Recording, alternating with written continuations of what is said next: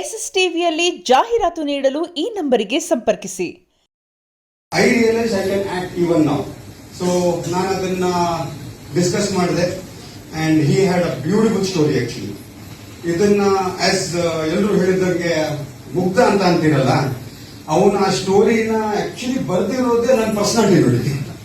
ಯಾಕಂದ್ರೆ ನಾನು ಆವಾಗ ಇದ್ದಿದ್ದು ನನ್ನ ಗೆಟಪ್ ಆ ತರ ಇತ್ತು. So he was happy and he said ಅಣ್ಣ ರಾ ಲುಕ್ ಇದೆ ಮಾಡ್ಬಿಡೋಣ ಅಂತ. So I said okay. Daddy ಹತ್ರ ಮಾತಾಡಿದ್ರೆ ಡ್ಯಾಡಿಗೂ ಒಪ್ಕೊಂಡ್ರು ಮಾಡೋಣ ಅಂತ ಇದ್ದು. ಅಂಡ್ ನಿಜ ಹೇಳ್ಬೇಕಂತಂದ್ರೆ the cast it's like as it told competition ಅಲ್ಲಿ ಇತ್ತು. And for me it is a new movie. ಆದ್ರೆ ಇವ್ರ ಮುಂದೆ ಎಲ್ಲ ನಡ್ಸೋಬೇಕಂತಂದ್ರೆ ಗಟ್ಸ್ಬೇಕು. I gathered it and I did it. So ಇನ್ನ ಪ್ರೇಕ್ಷಕರ ಕೈಲಿರುತ್ತೆ. ಸಿನಿಮಾ ಬಂದಾಗ ದಯವಿಟ್ಟು ಕನ್ನಡ ಸಿನಿಮಾ ಮಾಡಿದೀವಿ, ತುಂಬಾ ಕಷ್ಟಪಟ್ಟು ಸಿನಿಮಾ ಮಾಡಿದೀವಿ, 3 ವರ್ಷ ತಗೊಂಡು.